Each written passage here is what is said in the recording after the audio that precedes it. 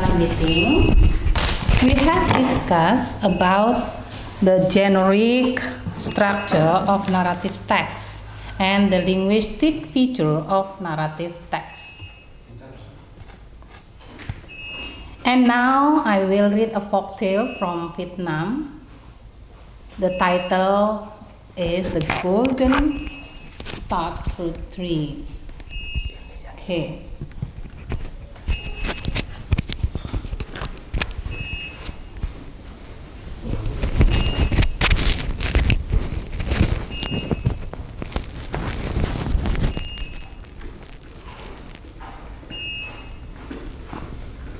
Ibu juga akan nanti menerjemahkannya ya anak-anak semuanya, supaya kamu di rumah bisa memahami jalan ceritanya. Okay, my student at home, open your book on page 140. Are you ready to study English this morning? Yeah, listen carefully to understand the story. The Golden Starfruit Tree. A long time ago, there was a rich old man living in Vietnam. He had two sons. They had very different attitudes. The older brother was very greedy, and the younger brother was very kind. When the old man died, the brothers divided his father's wealth into two parts. The big brother took almost everything. He gave his younger brother only a small piece of land with a starfruit tree in front of it. The younger brother did not mind. From then on, he lived there and made his living only by selling starfruit from the tree. Ya. Anak-anakku di rumah tahu judulnya di situ pada paragraf 1 kalian sudah dengarkan, yaitu judulnya Pohon Belimbing Emas. Ya.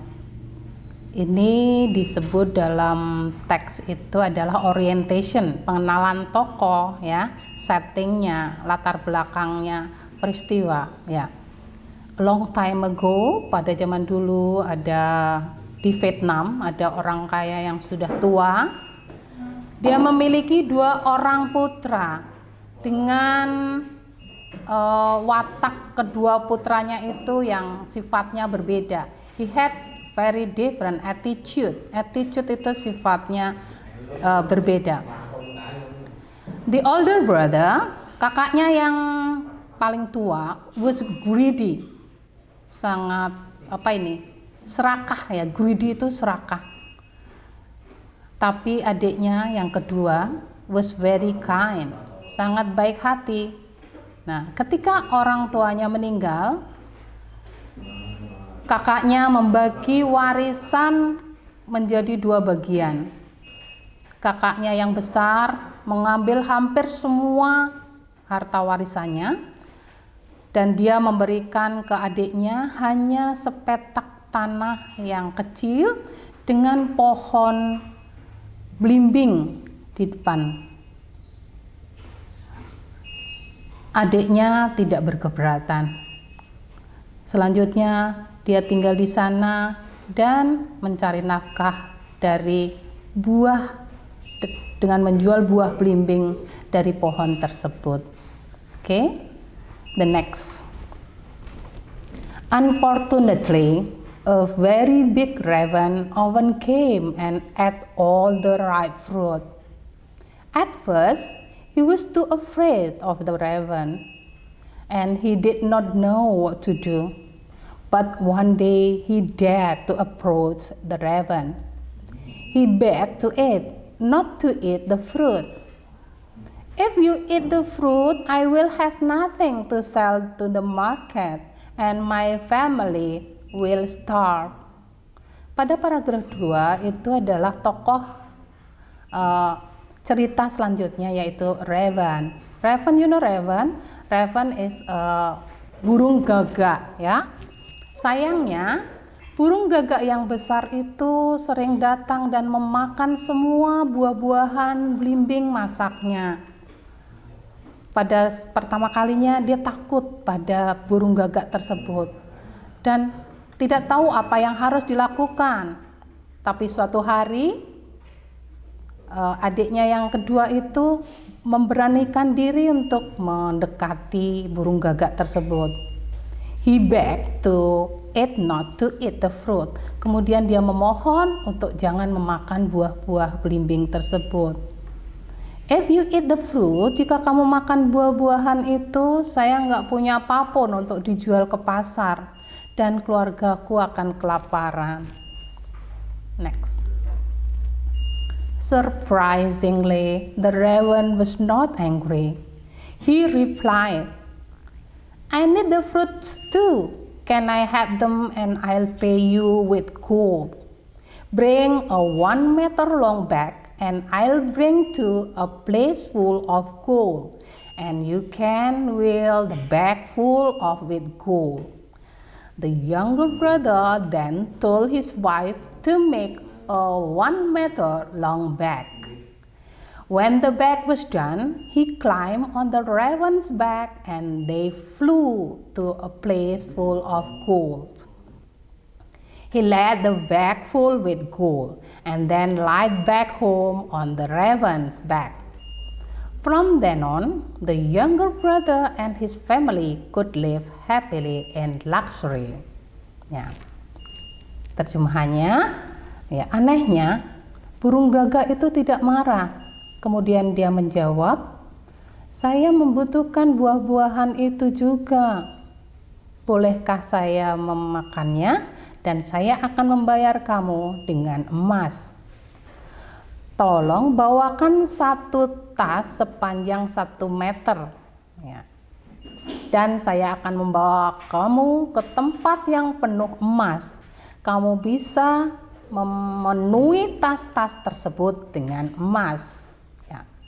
Kemudian adik yang kedua itu mengatakan kepada istrinya untuk membuat tas sepanjang 1 meter.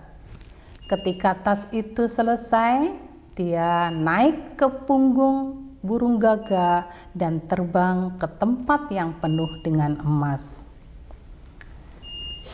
Dia bawa pulang penuh emas di tasnya. Kemudian pulang kembali naik di punggung burung gagak tersebut. Selanjutnya, anak yang kedua atau pemuda yang nomor 2 itu bisa hidup dengan bahagia dan penuh kemewahan.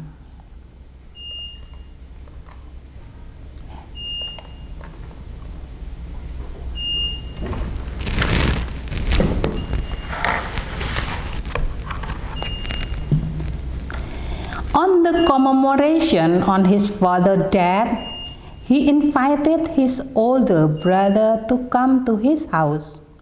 Thinking that his brother had a poor house, the big brother refused to come. But because his younger brother insisted, he and his wife finally decided to come. When they got to the younger brother's house, they were surprised to see that he was now very rich. Jadi pada peringatan kematian ayahnya, adiknya yang kedua mengundang kakaknya yang serakah itu untuk datang ke rumahnya. Berpikiran bahwa adiknya itu rumahnya sangat jelek dan miskin, kakaknya menolak untuk datang. Tapi karena adiknya memaksa atau bersikeras, dia dan istrinya akhirnya memutuskan untuk datang ke rumah adiknya. Ketika mereka sampai ke rumah adiknya, mereka terkejut melihat betapa kayanya dia sekarang. Lanjut ke paragraf selanjutnya ya anak-anak. He asked his younger brother how he had got all his wealth, and the younger brother was happy to tell him the truth. Then the greedy brother and his wife offered the younger brother to trade all their fortune for the star fruit tree. The younger brother gladly accepted the offer. Soon, the older brother and his family moved to the house with the star fruit tree. When the raven came for the star fruit, the older brother made the same plea. As accepted, the raven told him to bring a 1 meter long bag. Jadi kakaknya yang pertama yang serakah itu meminta kepada adiknya yang kecil, bagaimana kalau dia mengambil kekayaannya, dan adiknya yang kecil itu senang dan menceritakan seluruh kebenarannya. Kemudian kakaknya yang serakah itu dan istrinya menawarkan kepada adiknya untuk menjual pohon keberuntungannya itu. Pohon keberuntungan yaitu pohon berimbingnya itu, ya. Adiknya yang kecil dengan senang hati menerima tawarannya. Kemudian kakaknya yang besar dan keluarganya pindah ke rumah yang ada pohon belimbingnya. Ketika burung gagak itu datang untuk mengambil buah-buah belimbing, nah kakaknya yang pertama membuat permohonan yang sama, ya. Seperti yang diharapkan, burung gagak tersebut mengatakan bahwa dia harus membawa 1 tas yang panjangnya 1 meter. Ya, sama dengan perjanjiannya tadi dengan adiknya yang kedua. Okay. Because he was greedy, he asked his wife to make a much longer bag. When the bag was done, he climbed on the raven's back, and then they flew to the place full of gold. He filled the big bag with gold. He also brought some gold in his pocket. On the way home, the load soon became too heavy for the raven. Unable to hang on, the raven swayed, and the greedy brother fell straight down to the sea with his bag and pocket full of gold. He sank very fast down to the sea. The older brother finally died. He died because of his greediness. Okay. Pada paragraf terakhir, ya, anak-anakku semuanya yang di rumah, karena dia serakah, kakaknya yang pertama, dia minta istrinya untuk membuat tas itu lebih panjang lagi, lebih dari 1 meter, much longer bags.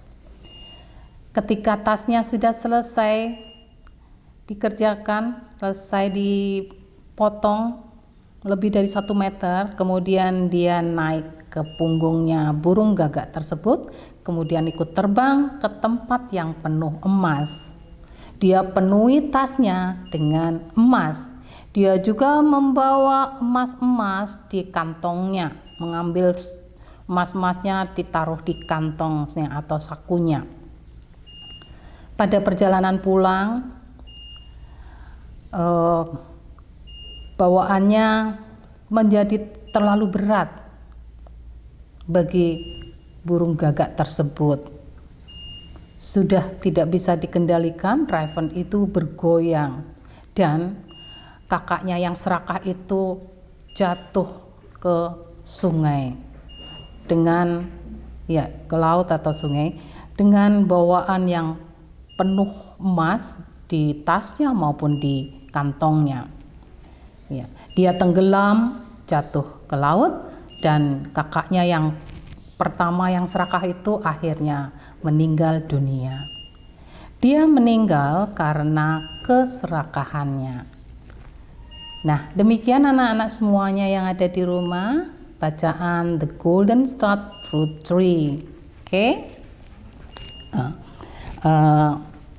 Can you get our materials today? Yeah. Can you take a note and write the question ya? Tolong kamu dicatat. Di sini nanti ada pertanyaan di bawah dari teks tersebut. Di bawah teks tersebut ada pertanyaan yang berdasarkan pada cerita pohon belimbing emas, atau answer the question based on the golden star fruit tree. Okay, number 1, write on your book, what kind of the text is it? Number 2, what is the purpose of the text? Number 3, find out 20 past words and give the meaning.